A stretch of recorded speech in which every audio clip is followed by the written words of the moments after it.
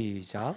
그때의 사람들이 예수께서 안수하고 기도해 주심을 바라고 어린아이들을 데리고 오매 제자들이 꾸짖거늘 예수께서 이르시되 어린아이들을 용납하고 내게 오는 것을 금하지 말라. 천국이 이런 사람의 것이니라 하시고 그들에게 안수하시고 거기를 떠나시니라. 아멘.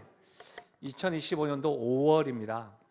5월만 되면 우리는 가정의 달을 맞이해서 여기저기서 가정의 중요성과 부모, 자녀 교육에 대해서 우리가 또 배우고 활동을 하기도 합니다. 실제로 우리 교회에서도 5월 한 달 동안에는 러브 패밀리 데이로 지키면서 마지막 주에는 우리 온 세대 통합 예배를 드리고 또 강사 목사님도 모시고 그 예배 끝나고 난 이후에 우리가 정규행 수련회 때 했던 것처럼 1부와 2부와 3부 흩어져서 예배 드리는 우리 믿음의 세대와 다음 세대가 2시에는 함께한 데이 월십을 통해서 이렇게 교제하는 예배도 드릴 겁니다.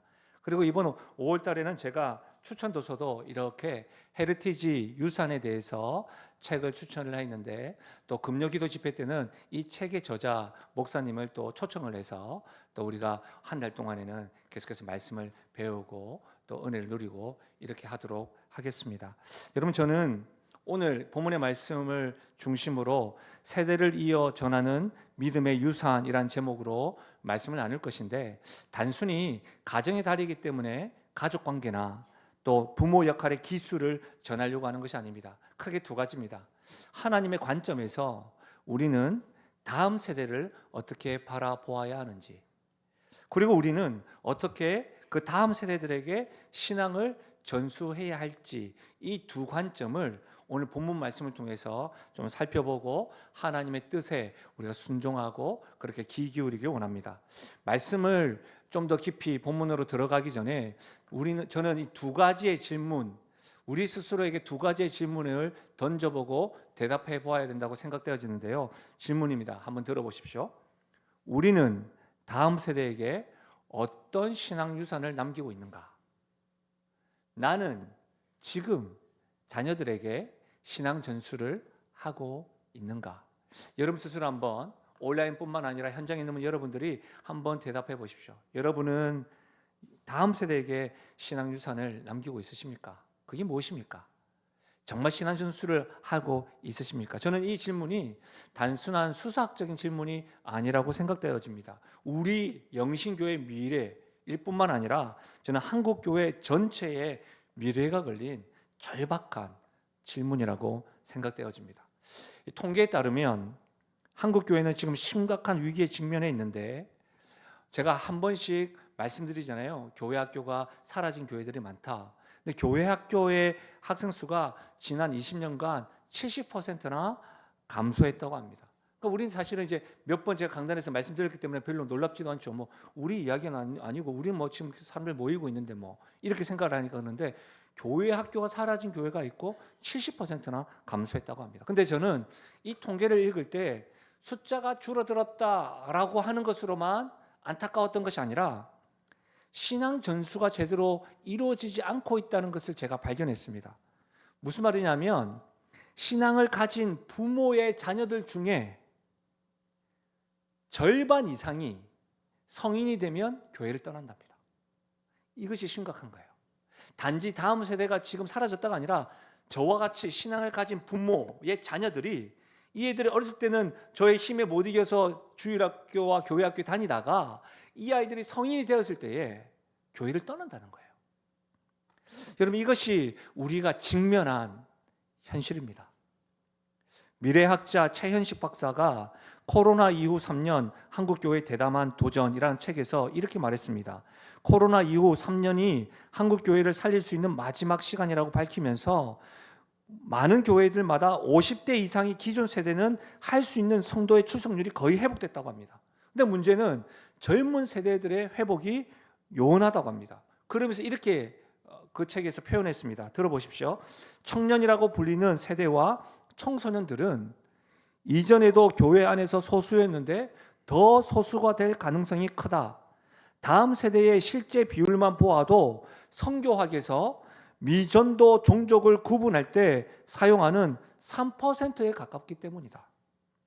청소년과 청년을 성교지라고 생각을 가져야 한다.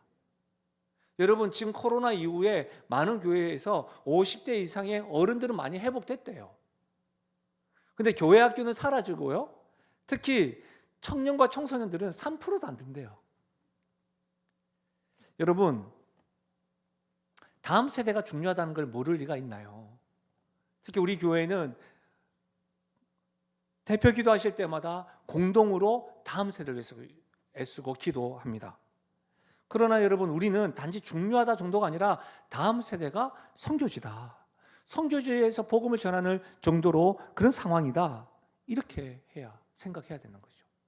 종종 믿음의 선배님들이 현재의 다음 세대와 교회 학교를 볼 때마다 혀를 차시고 염려를 하십니다. 아이고, 왜 이렇게 아이들이 작냐고. 우리 때는 100명이 넘었는데. 여러분, 사실 그렇습니다.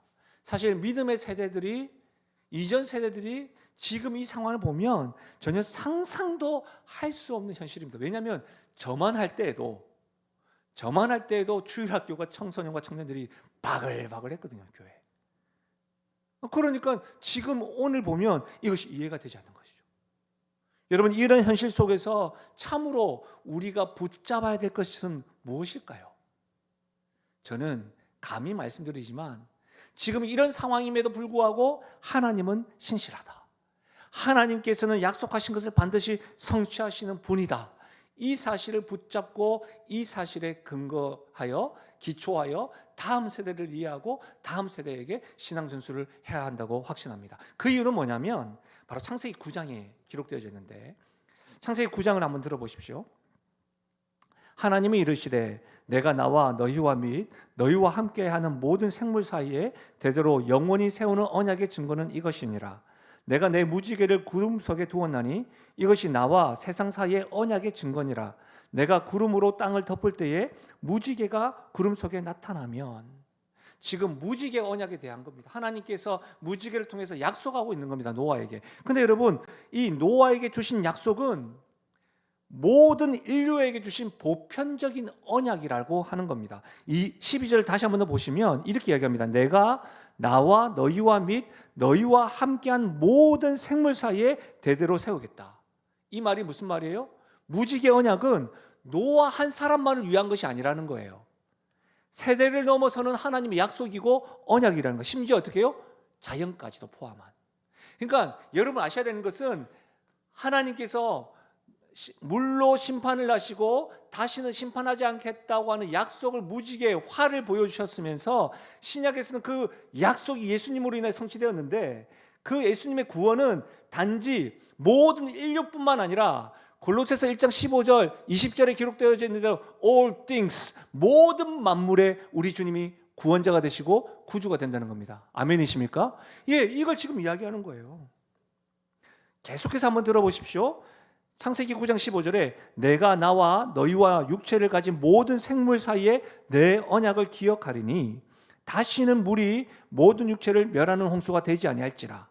무지개가 구름 사이에 있으리니 내가 보고 나 하나님과 모든 육체를 가진 땅의 모든 생물 사이에 영원한 언약을 기억하리라. 여러분, 이 말씀을 가만히 한번 보십시오. 가만히 보시면 무엇을 강조하고 있는 겁니까? 무지개를 딱 보면 믿음을 가져야 된다, 이거 이야기하고 있는 게 아니에요.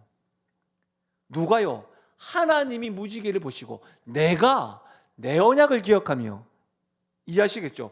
하나님이 무지개를 보고 우리들에게 믿음 가져야지, 딱 보면 믿음 가져야지, 이거 아니라 무지개를 보고 하나님 당신께서 스스로 기억하겠다는 거예요. 영원한 기억을 하겠다는 겁니다. 여러분, 하나님이 기억하겠다는 말은 무엇입니까? 기억하고 내가 성취하겠다는 말입니다. 여러분, 우리는 지금 암울한 현실 속에서, 여러분 물홍수 이후에 얼마나 암울합니까? 다 폐허가 된 그 상황 속에서 하나님이 약속하신 거예요. 하나님이 약속하신 것을 내가 보고 기억하겠다, 반드시 성취하겠다라고 지금 말씀하고 있는 거예요. 더 놀라운 건 여러분, 지금도 무지개가 있다는 겁니다. 제가 영신교회를 올 때 실제로 제가 직전교회에서 갑작스럽게 왔습니다. 연말에 온 게 아니라. 그래서 제가 섬겼던 청년들도 갑작스럽게 소식을 듣고 여러분이 상상한 것 조금 더 보태서 이상으로 많이 울었습니다. 제가 그렇게 사랑을 많이 받았습니다. 근데 놀라운 건 어떤 지금도 제 인터넷에 역사 기록에 보면 있는데요. 그때요 무지개가 막 폈습니다. 기억을 저만 지금 감동하는 거잖아. 여러분 그때도 그렇고 지금도 그때 그 무지개를 보고 함께 나눴던 사람들이 하나님이 약속하셨구나. 우리가 서로 그렇게 위로가 되었던 기억이 있습니다. 여러분 무지개는 지금도 우리에게 보여집니다. 이 말은 무슨 말이에요?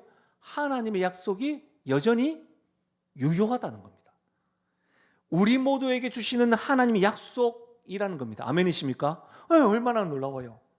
마찬가지로 그와 같이 홍수 이후에 하나님이 약속하셨던 것 같이 오늘 본문에서도 예수님은 어린아이들을 안수하고 축복하는 사건, 이건 단순한 일화가 아닙니다.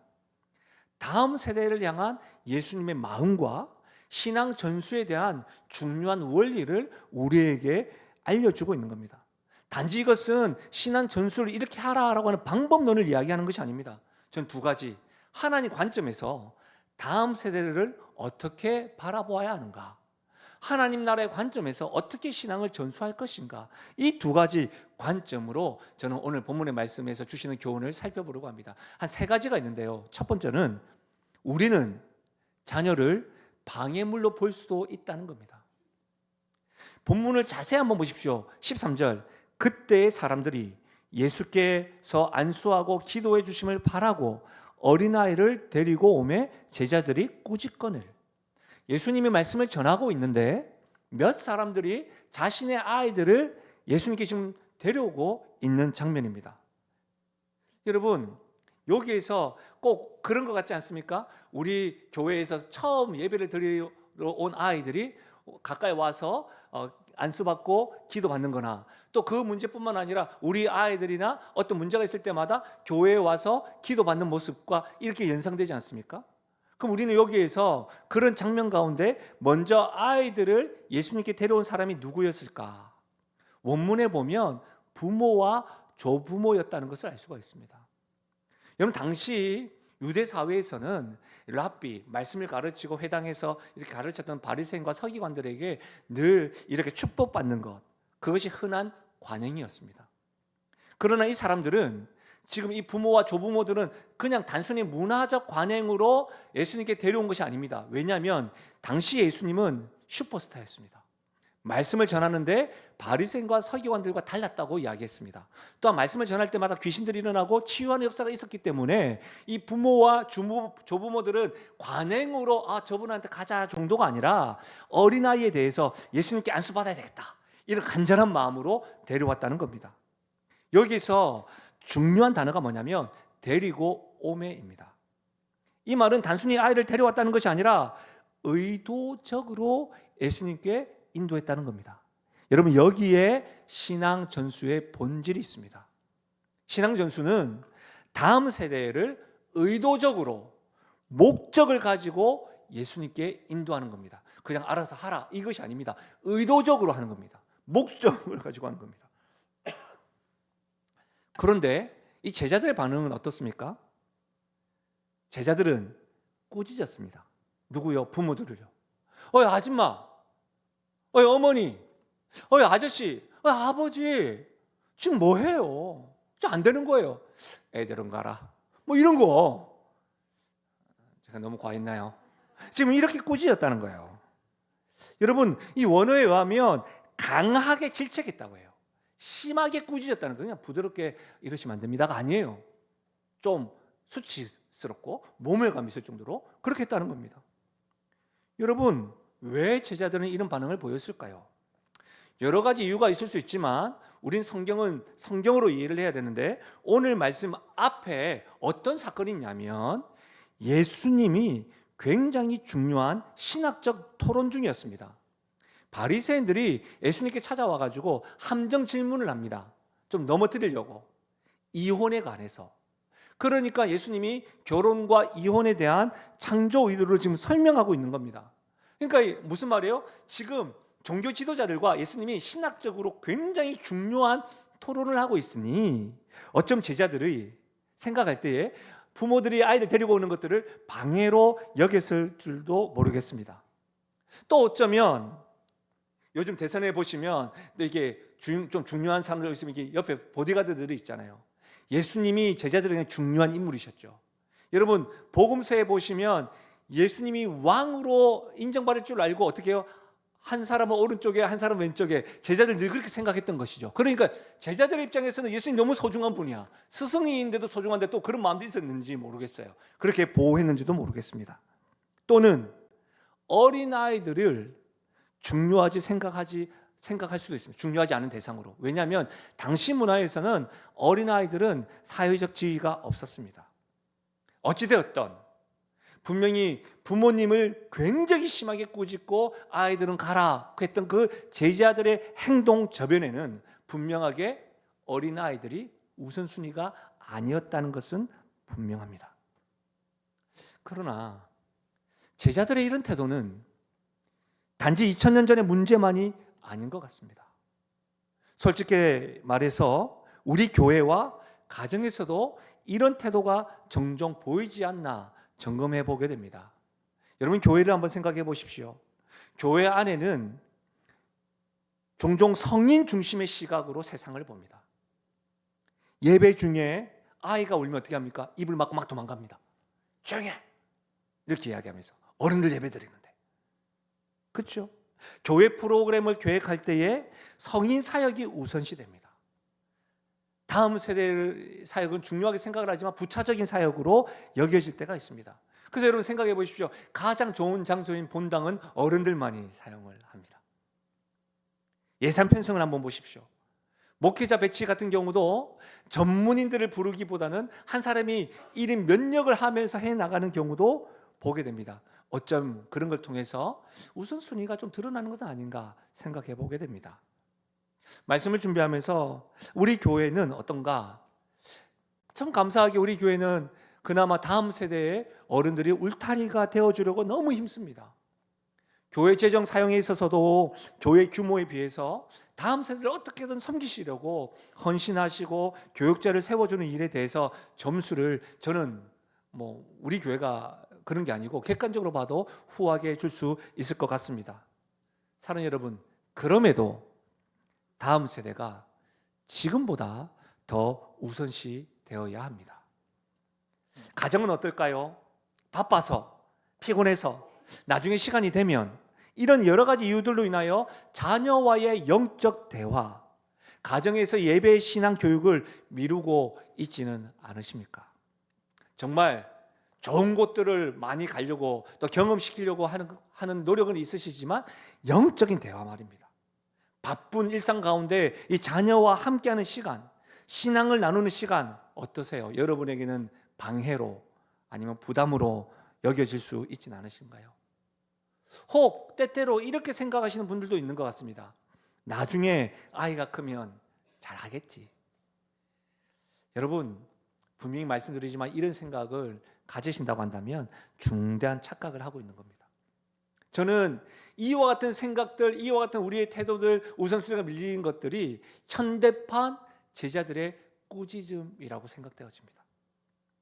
우리는 아이들 다음 세대가 중요하다는 것 압니다. 근데 행동으로는 지금 다른 메시지, 이중 메시지를 쓰고 있는 겁니다. 심리학에서는 이중 메시지를 쓰는 것은 자녀들에게 정신 분열까지 일으킬 정도로 위험하다고 것까지 이야기를 합니다. 여러분, 신앙의 형성은요, 기다려서 되는 것이 아닙니다. 자연스럽게 되는 것이 아닙니다. 교육학적으로, 심리학적으로 자료를 찾아보니까 초기 경험은 평생의 신앙 여정에 결정적인 영향을 미친대요. 연구에 따르면 이 종교적인 신념은 85%가 13세 이전에 형성된대요. 13세 이전이면 초등학생 이전부터 종교적인 신념은 85%가 정리가 된다는 거예요. 사랑하는 여러분, 반복해서 말씀을 살펴보는데 지금 뭐예요? 어린아이들과 신앙 전수를 의도적으로 힘쓰는 부모들을 막고 꾸짖는 제자들의 모습에서 저는요, 이들이 어린아이들을 우선순위에 밀어놓구나, 방해물로 생각하고 있구나, 거기에서 멈추지 않고 저는 어떤 단어가 딱 하나 생각이 됐냐면 제자들이 방해꾼이구나, 이렇게 다가왔습니다. 예수님께 다가오는 것을 방해꾼이구나. 여러분, 제자는 어떤 사람입니까? 제자는 스승 되시는 예수님께 사람들이 오면 인도하는 사람, 이끄는 자가 되어야 합니다. 우리가 자주 신앙 공동체 안에 자주 사용하는 단어가 뭐예요? 축복의 통로요, 믿음의 통로요, 믿음의 유탕자요라고 하는데, 지금 제자들은 부모와 어린아이들을 막았고 꾸짖고 방해하고 있습니다. 작년에 출간된 책인데 탈기독교 시대 교회라고 하는 책이 있습니다. 이 책은 추상적인 생각에서 벗어나서 이 통계, 과학적인 도구를 사용해서 왜 사람들이 교회를 떠나고 있는지, 그리고 어떻게 이들이 다시 돌아오게 할 수 있는지를 고민하여 쓴 책인데, 이 책은 미국 교회와 사회를 대상으로 진행됐지만 현재 한국 교회에 일어나는 일과 전혀 무관하지 않다고 생각되어집니다. 어쩌면 한국 교회에게 굉장히 중요한 시사점을 준다고 생각하는데, 이 미국 통계에 의하면 지난 25년 동안 교회에서 출석하는 사람들 중에 4천만 명이 사라졌다고 합니다. 우리는 뭐 이제 숫자 이런 거 놀라지 않습니다. 또 뭐 미국 이야기니까 4천만 명. 이 4천만 명이 어느 정도로 엄청난 숫자냐면 미국 전체의 성인 15%에 속한답니다. 15%. 교회 출석을 그만뒀다는 겁니다. 그런데 저는 이 책을 읽으면서 더 단지 숫자가 줄어들었다, 여러분 반응처럼 뭐 우리는 거 자주 보잖아요. 그런데 더 안타까웠던 게 뭐냐면 다음 내용입니다. 한번 보실래요? 놀라운 건데, 놀라운 통계 가운데 하나는 지난 25년간 교회를 떠나간 복음주의권 교인 68%가 신앙을 가진 부모와 연관돼 교회를 떠났다는 겁니다. 저는 이것에 놀랐습니다. 다음 세대들이 교회를 떠난 복음주의, 우리와 같은 신앙을 가지고 있는 그와 같은 교회를 떠난 성도들이 68%가 누구 때문에요? 신앙을 가진 부모, 예수님과 함께하는 이들을 떠나가게 하거나 예수님께 인도하는 것을 방해한 사람들이 믿음을 가지고 있고 말하고 있는 부모였고, 부모가 다음 세대가 예수님께 이끌기보다는 방해꾼이 되었다고 하는 이런 통계가 보이는 것이죠. 인도의 독립을 주도했던 마하트마 간디가 남긴 유명한 말이 있습니다. 나는 예수를 사랑한다. 그러나 그리스도인은 싫어한다. 왜냐하면 그들이 예수를 닮지 않았기 때문이다. 간디가 그리스도인이 되지 못했던 여러 가지 이유 가운데 한 가지가 뭡니까? 그가 영국에서 유학 생활하는 도중에 만났던 그리스도인들 때문이었습니다. 사랑하는 여러분, 온라인과 현장에 있는 여러분, 이 자리에 우리는 믿음의 세대요, 부모인 우리들은 자녀들이 예수님을 만나는 데에 우리 자신이 방해꾼이 될 수 있다는 것을 명심하셔야 합니다. 성도요, 크리스천인 우리가 주변 사람들에게 우리 모습을 통해 교회와 예수님을 떠나가는 사람들이 있을 수 있다는 것을 깨달아야 합니다. 그래서 우리는 우리 자신의 모습을 방해꾼이 아닌 예수님께로 이끄는 이끔이 축복의 통로가 될 수 있기를 바라고, 오늘 우리 주님 앞에 나아가 엎드려 기도할 수 있는 교회요 성도 될 수 있기를 주님의 이름으로 부탁드립니다. 두 번째로 오늘 말씀 통해서 알 수 있는 것은 예수님은 다음 세대를 하나님 나라의 중심에 두셨습니다. 제자들의 반응과 달리 예수님의 반응은 완전히 다릅니다. 예수님 반응은 14절에 있는데 14절 한번 같이 읽어볼까요? 같이 함께 읽겠습니다. 14절입니다. 시작. 이들을 금하지 말고 천국이 이런 사람의 것이니라 하시고. 아멘. 여기에서 예수님께서 어린아이들을 용납하고 라고 되어져 있는데, 이 용납한다는 말은 단지 허락한다고 하는 수동적인 말이 아니라 굉장히 환영한다, 적극적으로 받아들인다 라고 하는 말입니다. 그러니까 여러분, 지금 예수님은 아이들을 방해물로 생각하지 아니하고 어떻게 해요? 굉장히 받아들인다, 우선순위로 생각하고 있는 겁니다.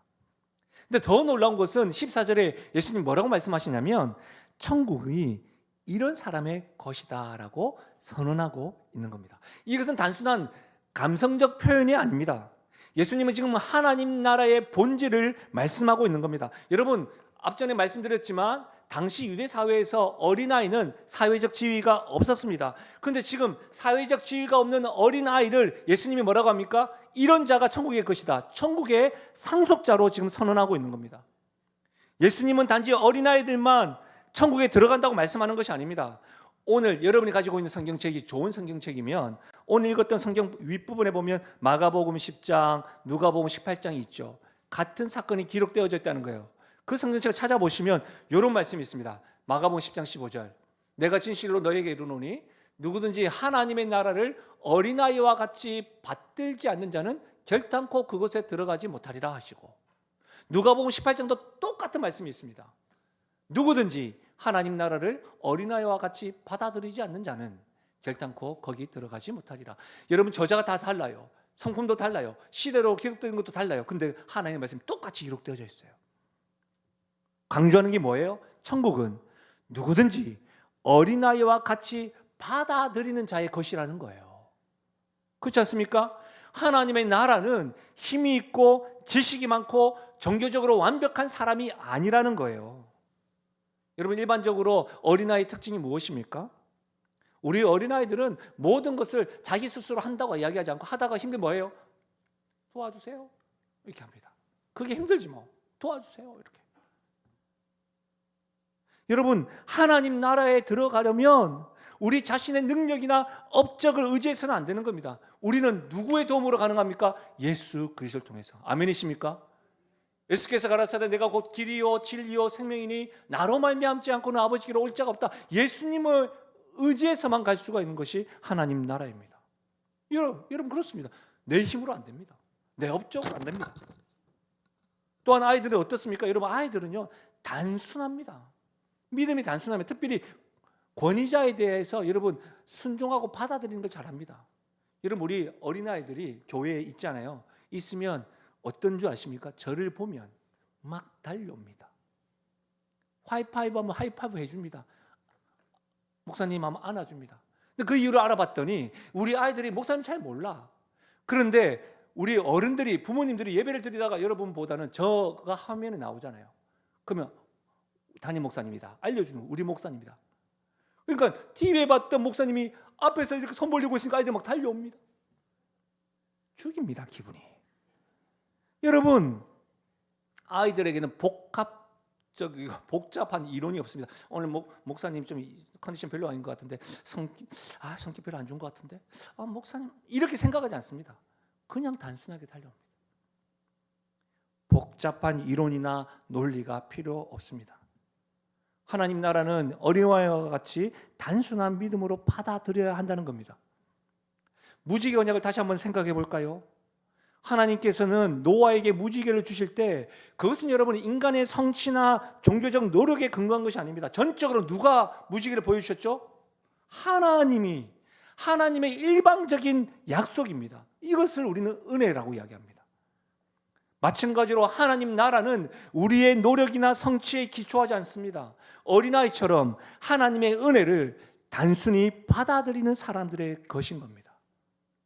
사랑하는 여러분, 만약 천국이 어린아이와 같은 자들의 것이라고 한다면, 그리고 우리가 하나님의 나라의 시민이라고 한다면, 우리는 교회와 가정에서 다음 세대를 어떻게 대해야 할까요? 하나님 나라 관점에서 우리는 다음 세대를 어떻게 대해야 하는 것입니까? 다음 세대를 사역의 중심에 두어야 합니다. 예수님은 어린아이들을 주변으로 밀어내지 않으셨습니다. 그분은 그들을 중심으로 불러들였습니다. 여러분, 이것은 우리 교회에게 도전하는 겁니다. 우리 교회도 마찬가지여야 합니다. 여러분, 다음 세대들에 대해서 이야기할 때에 단지 우리는 이렇게 이야기합니다. 미래의 교회의 주역 아닙니다. 지금 이 순간의 교회의 온전한 이론입니다. 여러분, 사실은요, 목회자들끼리 모이면 참 이게 우리가 사람인지라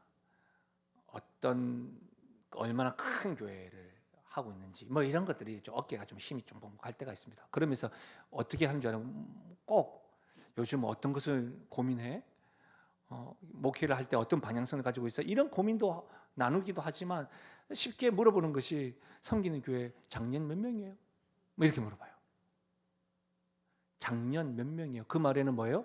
다음 세대 숫자가 빠져 있습니다. 그럼 저에게 묻습니다. 장년 몇 명이 하면 저는 유아 아이들까지 다 포함해서 이야기합니다. 다 포함해서. 예? 물론 이제 제 스스로 물어보면 숫자가 좀 많이 이렇게 또 표현되어야지 좀 좋은 것도 있겠다 싶기도 하지만 제가 그렇게 이야기하는 이유가 있습니다. 왜냐하면 유아들도 온전한 교회의 일원이기 때문입니다. 최근에 우리는 성찬식도 하였지만 세례식도 하였습니다. 우리 최근에 도아라고 하는 아이가 있었죠. 그 아이의 이름을 부르면서 우리는 이렇게 했던 거 기억나십니까? 유아 세례하면서 누구누구의 아이는 대한예수교 장로회 영신교회의 유아 세례 교인된 것을 누구의 이름으로요? 성부와 성자와 성령의 이름으로 공포하노라 할 때 우리는 다 아멘 하였습니다. 무슨 말이에요, 여러분? 그 아이가 미래의 교회의 일원이 아니라 지금 우리 교회의 일원이라는 겁니다. 사랑하는 여러분, 하나님은, 예수님은 다음 세대를 하나님 나라의 중심에 두셨습니다. 우리 교회와 가정에서 다음 세대를 주변인에 두는 것이 아니라 중심에 두어야 합니다. 만약 우리 다음 세대들이 예수님을 만나는 데에 장애물이 있거나 보인다면 우리는 진지하게 살펴보고 그것을 제거할 수 있는 용기를 가져야 합니다. 마지막으로 오늘 말씀을 통해서 우리에게 주시는 것은 한번 따라 하실까요? 신앙 전수는 하나님 나라의 핵심 사명이다. 여러분, 신앙 전수가 하나님 나라의 핵심 사명이라는 말은 영신교회의 핵심 사명도 신앙 전수, 믿음의 유산을 세대에게 전수하는 것입니다. 언제까지요? 주님 오시는 날까지. 이것이 교회의 사명입니다. 여러분, 15절에 예수님께서 행하셨던 실천적인 행동은 무엇이냐면 그 아이들에게 안수하시고 거기를 떠나셨습니다. 이것은 단지 예수님이 아이들에게 좋은 말씀을 해주시고 아이를 축복한 것이 아니라 실제로 구체적으로 손을 얹으셨다는 겁니다. 단순한 제스처가 아닙니다. 근데 여러분, 유대 문화에서는 이 안수한다는 것이 굉장한 의미가 있습니다. 권위와 축복을 전수한다고 하는 상징이 있습니다. 그래서 여러분, 구약의 믿음의 조상인 야곱은 그가 죽기 직전에 요셉의 아들들에게 축복을 안수하면서 하였습니다. 또한 이스라엘을 애굽에서 이렇게 출애굽시킨 모세가 리더십을 이양을 할 때 여호수아에게 이렇게 안수하면서 리더십을 전수하였습니다. 다시 말하면 예수님이 지금 아이들에게 축복하는 것은 권위와 축복을 전수하는 겁니다. 다음 세대에 대한 우리의 책임을 상징하는 겁니다. 단순히 그들을 교회에 데려오는 것을 넘어서 우리가 지금 믿고 있는 이 믿음의 유산을 적극적으로 전수하는 것을 의미하는 겁니다. 그래서 지금 예수님이 이런 모습을 보이셨죠? 무지개를 통하여 십자가를, 심판의 활을 예수님에게 주시면서 우리에게 다시는 이런 심판을 하지 않겠다라고 보여주셨죠?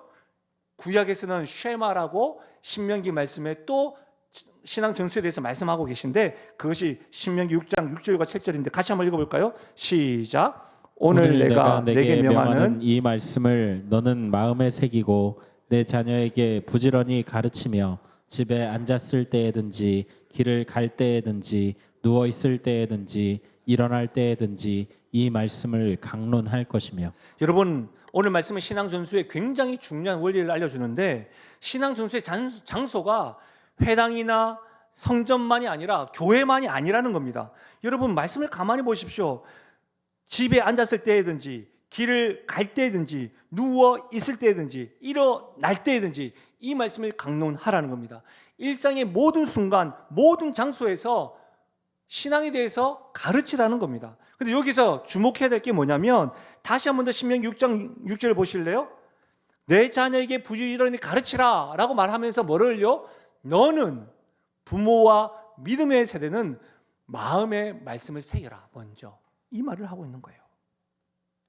부모님이 믿음의 세대들이 먼저 하나님의 말씀을 마음에 새겨야 한다는 겁니다.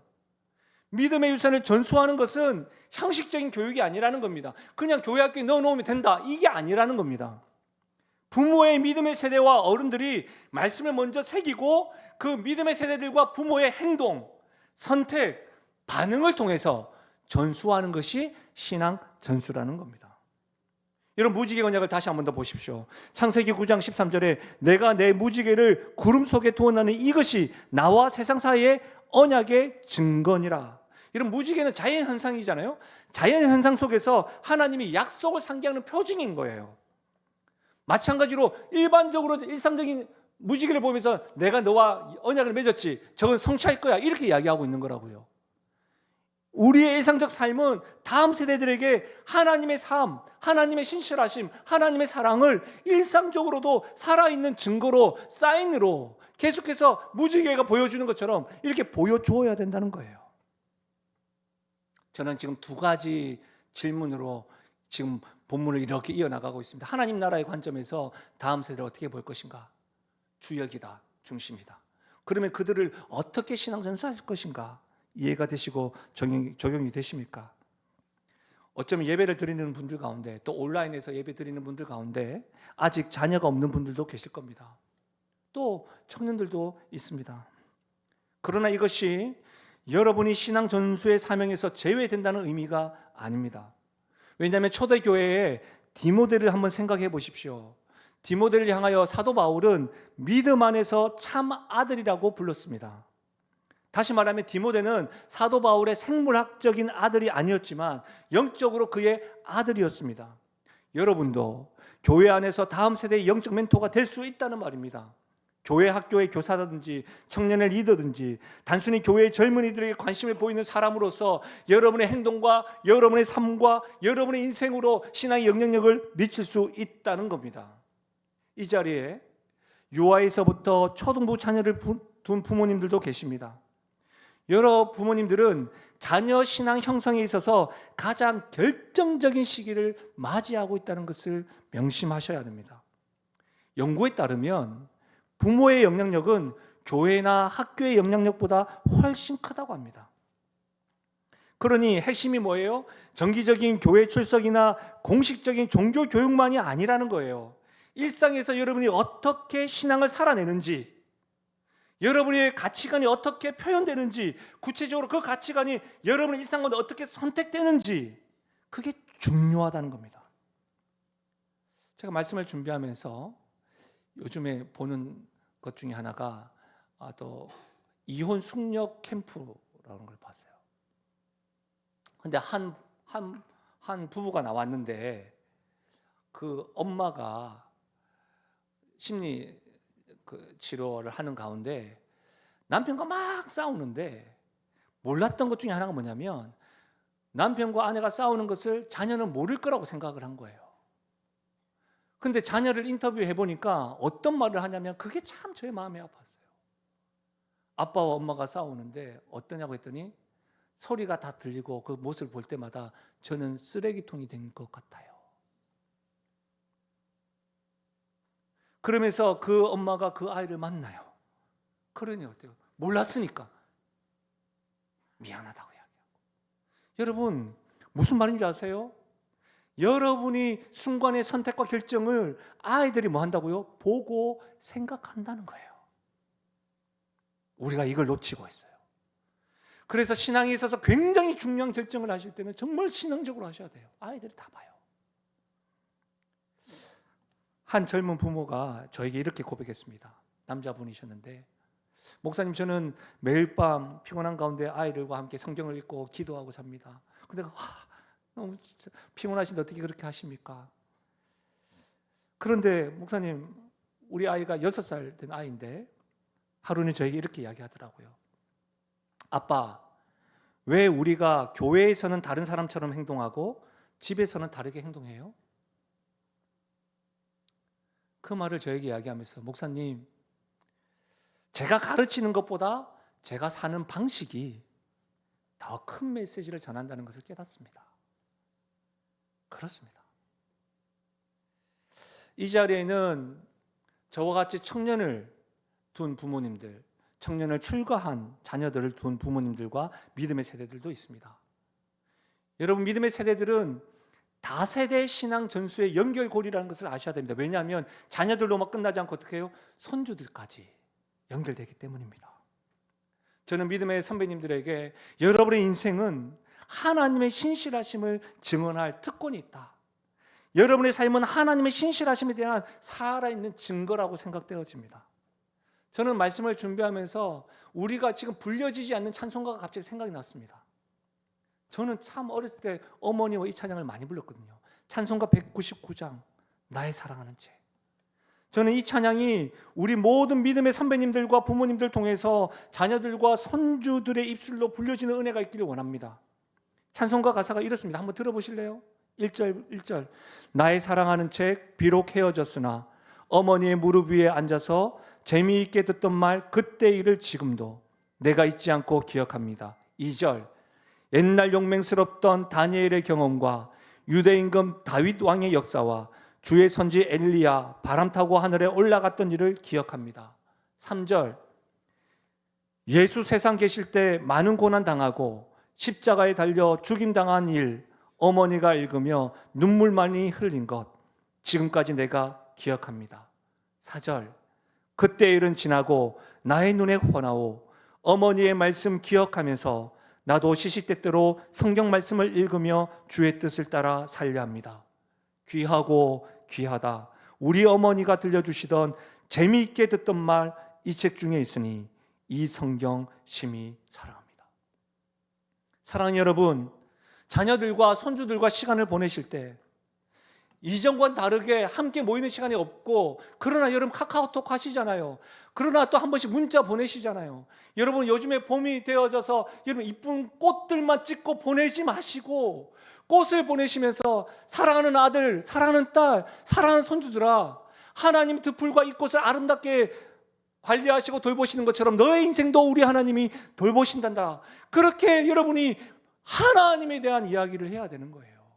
여러분의 입술 가운데 다니엘의 이야기, 다윗의 이야기, 엘리야의 이야기 무엇보다도 예수님이 날 너무나도 사랑하신다. 그것을 카카오톡으로 문자로 사진으로 여러분들이 그렇게 들려주셔야 돼요. 그럴 때 이 찬양이 우리 다음 세대들에게 들려지지 않겠습니까? 연휴가 되어져서 시간을 보내실 때에도 어떤 상황 가운데서도 일상 가운데 하나님의 신실하심 자연스러운 무지개를 통하여 하나님의 활과 같은 것을 우리에게 보여주셨던 것처럼 계속해서 우리는 그런 것들을 들려주고 보여주면서 신앙 전수, 믿음의 유산을 남겨야 하는 것이지요. 그때 곳곳에서 하나님의 자녀들이 불뚝불뚝 일어날 줄로 믿습니다. 말씀을 마무리하겠습니다. 저는 오늘 이 말씀이 우리 교회와 저 자신에게도 우리 믿음의 선배님들과 부모들과 어른들에게도 도전을 준다고 생각합니다. 다음 세대는 단지 교회의 미래의 교회가 아닙니다. 하나님 나라 관점에서 보면 예수님의 관점에서 보면 뭐예요? 현재의 교회입니다. 천국이 이런 자의 것이라고 하는 말씀은 놀랍게도 현재 시제로 되어 있습니다. 그들은 하나님 나라의 지금의 시민입니다. 노아 시대에 하나님은 무지개를 통해 약속하셨습니다. 내가 노아 맺은 언약을 기억하리라. 그 언약은 노아만을 위한 언약이 아닙니다. 모든 생물과 영원한 세대를 위한 것입니다. 마찬가지로 예수님께서 어린아이를 안수하셨던 것처럼 무지개와 같이 예수님께서 십자가를 통하여 심판의 활을 맞으시고 십자가에서 피 흘리신 그 사랑으로 다시는 심판하지 않겠다고 하는 그 예수님의 사랑이 한순간의 행동이 아니었다는 겁니다. 하나님 나라가 어떻게 세대를 통해 이어지는지, 어떻게 하나님 나라의 시민으로서 다음 세대를 양육해야 되는지 예수님이 지금 우리들에게 보여주고 있는 겁니다. 사랑하는 여러분, 우리도 하나님의 언약 백성 아니겠습니까? 우리도 무지개의 백성이요 예수님의 언약 백성 아니겠습니까? 그렇다고 한다면 우리 역시도 다음 세대들에게 믿음의 유산을 전수할 책임이 있는 것이죠. 이것은 선택 사양이 아니라 사명인 것이죠. 오늘 말씀은 두 그룹이 대조적으로 보여집니다. 한 그룹은 예수님을 향하여 이끄는 사람, 한 그룹은 꾸짖으며 방해하는 사람. 우리는 다음 세대들이 예수님께 나오는 것을 막지 말고 적극적으로 그들을 인도하며 나가야 합니다. 이것은 단지 다음 세대를 위한 일이 아닙니다. 왜냐하면 예수님은 천국은 이런 자의 것이라고 말씀하셨습니다. 다음 세대를 인도함으로써 우리는 뭘 경험하는 거예요? 다시 한번 하나님 나라의 은혜와 신비와 기쁨을 발견하는 것이죠. 폭풍우 후에 나타나는 무지개처럼 때로는 인생의 어려운 순간, 지금 한국교회가, 아니 영신교회가 다음 세대가 떠나가고 사라져가고 있는 이때가 폭풍우 후에 무지개가 떠 있는 것처럼 저는 하나님의 약속이 가장 선명하게 드러나는 때라고 확신합니다. 그러니 이 하나님의 신실함을 믿고 하나님이 진짜요 결론임을 우리 다음 세대에게 전하십시다. 이것이 부모요, 믿음의 세대요, 어른인 우리들을 향한 하나님의 부르심이요 우리 교회의 특권인 줄 믿습니다. 이 말씀이 올 한 달이 아니라 주님 오시는 날까지 평생 이어지기를 주의 이름으로 축원합니다. 우리 시간에 말씀을 생각하시면서 시간은 좀 같지만 우리 찬양으로 박수치면서 말세에 이런 일이 일어날 것입니다라고 우리 믿음으로 고백하며 나아가겠습니다. 마지막 날에 내가 나의 영으로 모든 백성에게 부어 주리라. 지금입니다. 지금 자녀들은 예언할 것이요 청년들은 환상을 보고 아이들은 꿈을 꾸리라. 주의 영이 임한 자녀들은 예언할 것이요 청년들은 환상을 보고 아이들은 꿈을 꾸리라. 주의 영이 임하면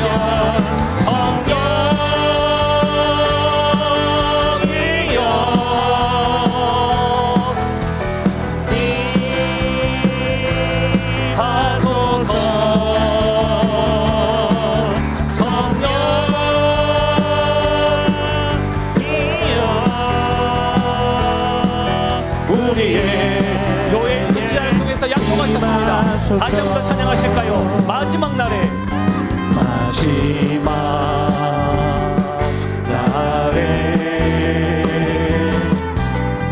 내가 나의 영으로 모든 백성에게 부어주리라. 우리 가정 가운데, 우리 교회 가운데 이와 같은 일들이 일어날 줄로 믿습니다. 자녀들은 예언할 것이요 청년들은 환상을 보고 아이들은 꿈을 꾸리라. 주의 영이 자녀들은 예언할 것이요 자녀들은 예언할 것이요 청년들은 환상을 보고 아이들은 꿈을 신실하신 하나님, 그분이 우리와 함께 하신다면 성령이여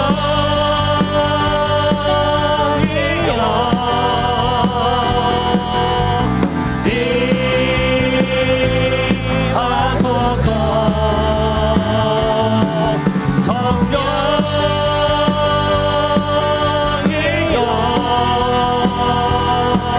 우리에게 임하소서. 사랑하는 여러분, 하나님 나라의 관점으로 다음 세대를 보는 시각이 바뀌길 원합니다. 하나님 나라, 예수님께서 우리에게 그러하셨던 것처럼 다음 세대들에게 우리의 믿음의 유산을 전수할 수 있게 바랍니다. 절대로 방해꾼이 되지 마십시다. 이끌미가 되십시다. 이끄는 자가 되십시다. 그리하여 우리보다 더 예수님을 잘 믿고, 그리하여 우리보다 더 하나님 나라의 사명을 잘 감당하며 나아가는 우리 다음 세대를 일어나게 해달라고 우리 이 시간 말씀을 생각하시면서 우리 자신과 우리 다음 세대를 위해서 함께 소리내어 기도하며 나아가겠습니다. 오 하나님 아버지, 참으로 감사함을 드립니다. 오 아버지 하나님, 말씀을 통해서 우리에게 도전하시고 깨우쳐 주시고 일깨워 주신 것 참 감사함을 드립니다. 하나님 아버지, 오늘 말씀을 통하여 다음 세대가 어떠한 존재인지, 또 그들에게 어떻게 신앙을 전수하실지 하나님 아버지 깨닫게 하시고 알게 하시니 참 감사함을 드립니다. 오 하나님 아버지, 이 은혜가 우리 교회에 있게 하시고 이 하나님 아버지 도전이 우리 가정에게 일어날 수 있도록 은혜 더해 주시기를 간절히 바랐고 소원드립니다.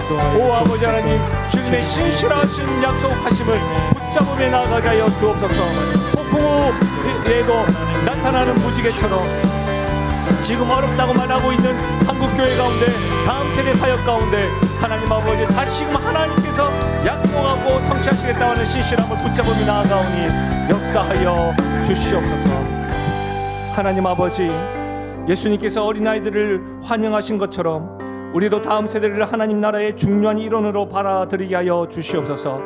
우리가 말과 행동으로 다음 세대들에게 믿음의 유산을 전할 수 있도록 도와주시옵소서. 우리의 가정이 신앙 전수의 중요 현장이 되게 하여 주시고 우리 교회가 모든 세대가 함께 예배하고 성장하는 공동체가 되게 하여 주시옵소서. 무지개 언약을 통해 하나님의 신실하심을 보여준 것처럼 우리도 다음 세대에게 하나님의 신실하심을 증언하는 믿음의 선배요, 부모요, 어른 될 수 있도록, 그렇게 살아갈 수 있도록 하여 주시옵소서.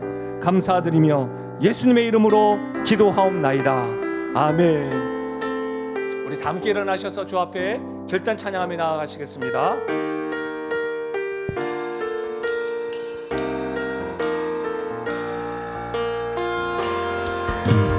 나의 평생에 가장 복된 일은 내가 예수님을 만난 것이라. 나의 평생에 가장 잘한 일은, 가장 잘한 여러분 참으로 그렇습니까? 내가 예수님을 주로 섬긴 것이라. 이 세상 살 동안, 이 세상 살 동안 내가 걷는 길이 때론 험하여서 넘어질 때도 주의 강한 손이 나를 붙드시니 나는 예수님만 주로 섬기며. 우리 이렇게 주 앞에 고백하며 나아가실까요? 나는 주를 섬기는 것에 후회가 없습니다. 내가 걸어온 모든 시간 다 주의 은혜니, 내가 걸어갈 모든 날도 주만 섬기며 살리. 오직 예수 이름 부르며 살아가리라. 이것이 나의 간증이요, 이것이 나의 찬송일세. 나 사는 동안 끊임없이 주를 찬송하리로. 나 사는 동안, 나 사는 동안 끊임없이.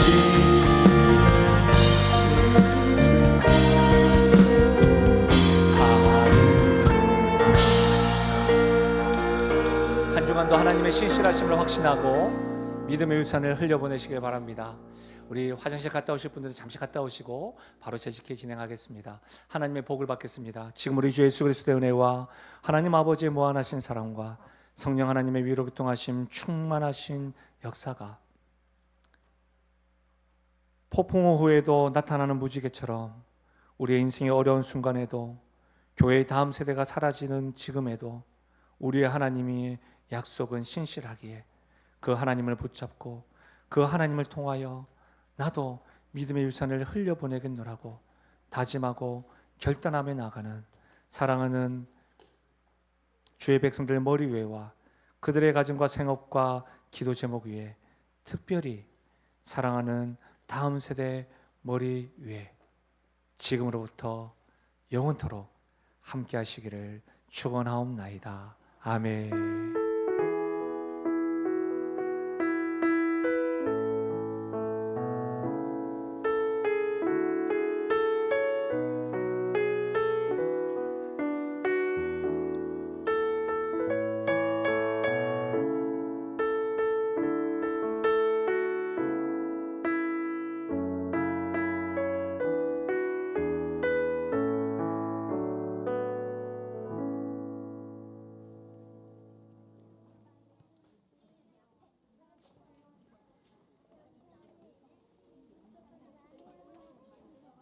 우리 다음 세대들이 부모님을 향한 노래가 있다고 합니다.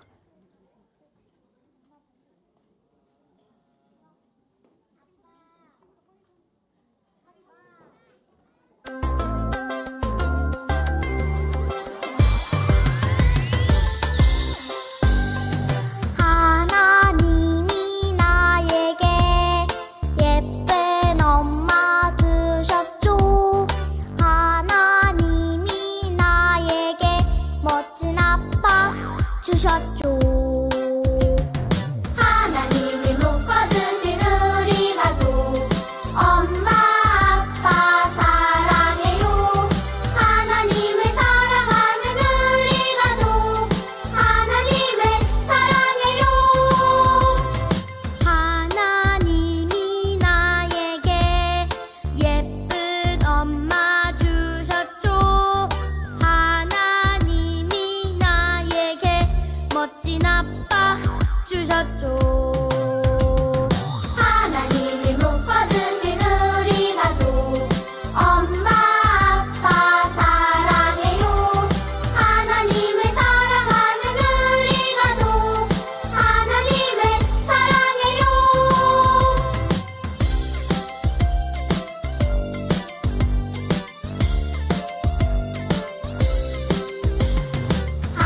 하나님이 나에게 예쁜 엄마 주셨죠. 하나님이 나에게 멋진 아빠 주셨죠. 하나님이 묶어주신 우리 가족 엄마 아빠 사랑해요. 하나님을 사랑하는 우리 가족 하나님을 사랑해요. 하나님이 묶어주신 우리 가족 엄마 아빠 사랑해요. 하나님을 사랑하는 우리 가족 하나님을 사랑해요.